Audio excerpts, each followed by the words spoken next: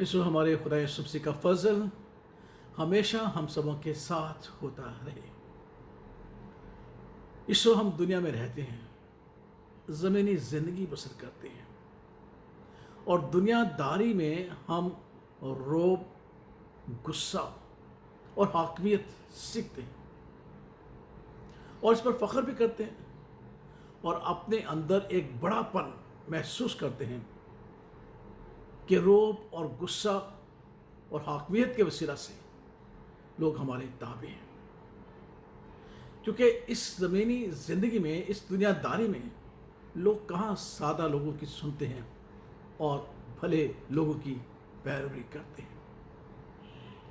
हमें ज़मीनी ज़िंदगी बसर करने के लिए रोबदार होना चाहिए, गुस्सा करने वाला होना चाहिए और हाकमियत ज़ाहिर करने वाला होना चाहिए। तभी जाकर ये दुनिया वाले हमारे मतहत होते हैं, वरना सादा लोगों की तो ये परवाह भी नहीं करते। लेकिन इस बात को याद रखें, ये दुनियादारी है और हम दुनियादारी में अपनी ज़मीनी ज़िंदगी बसर करते हैं।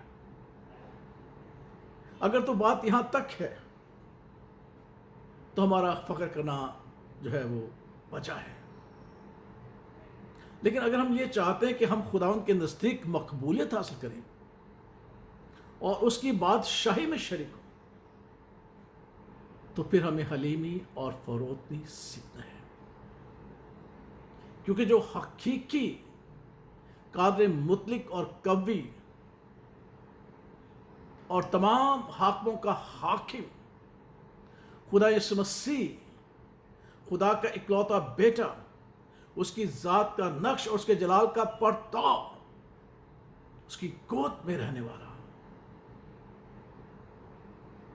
इस ज़मीनी ज़िंदगी बसर करने के लिए आया, तो खुदा बाप के नज़दीक मकबूल ठहरने के लिए उसने हलीमी और फ़रोतनी को सीखा, फर्मा बरदारी को सीखा। क्योंकि उसी वक्त आप फर्मा बरदार होंगे जब आपके दिल में हलीमी और फ़रोतनी होगी, जब गुस्सा होगा, जब रोब होगा, जब हाकमियत का शौक होगा, तो फिर आप फर्मा बरदार नहीं हो सकते, क्योंकि आप हलीम और फ़रोत नहीं बन सकते। और हमारे खुदा यीशु मसीह के बाबत लिखा है कि उसने दुख उठा उठा कर फर्मा बरदारी सीखी।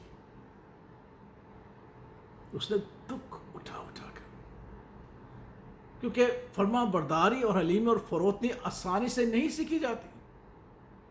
इसमें दुख उठाना पड़ता है, अपने आप को छोटा करना पड़ता है, अपने आप को पस्त करना पड़ता है, अपने आप को मारना पड़ता है और गुस्से और रोब और हाकमियत की रूह से आज़ाद होना पड़ता है, जो शायद हम नहीं। लेकिन खुदा का पाक कलाम कहता है कि उसने दुख उठा उठा कर फर्मा बरदारी, हलीमी और फ़रोतनी सीखी, ताकि वो उन फर्मा बरदारों के लिए निजात का बायस हो जो हलीमी और फ़रोतनी सीखना चाहते हैं।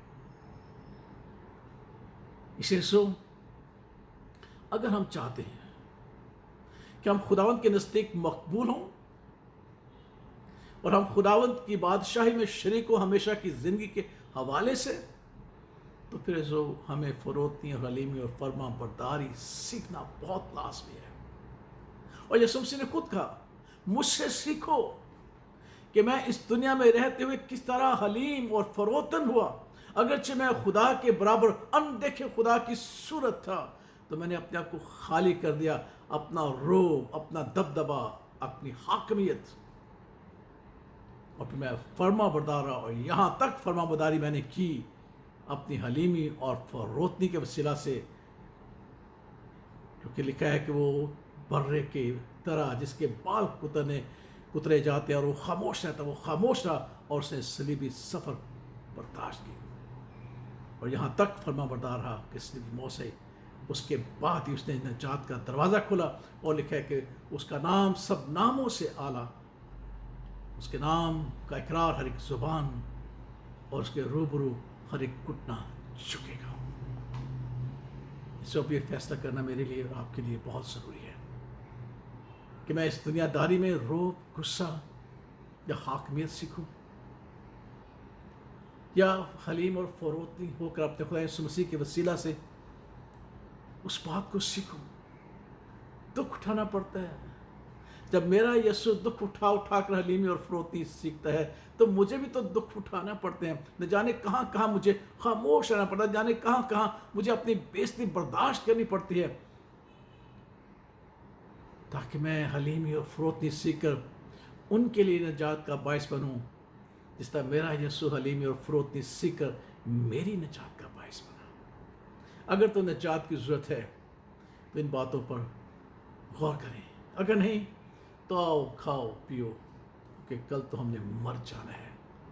کس کو کس کی پرواہ, دنیا داری یا حلیمی یا فروتنی, ابدیت کی سلامتی, ہمیشہ کی زندگی یا خدا کی بادشاہی, خدا کی مقبولیت یا انسان میں مقبولیت, یہی فیصلہ کرنا ہے. خدا باپ, خدا بیٹے اور خدا روح اس کے نام میں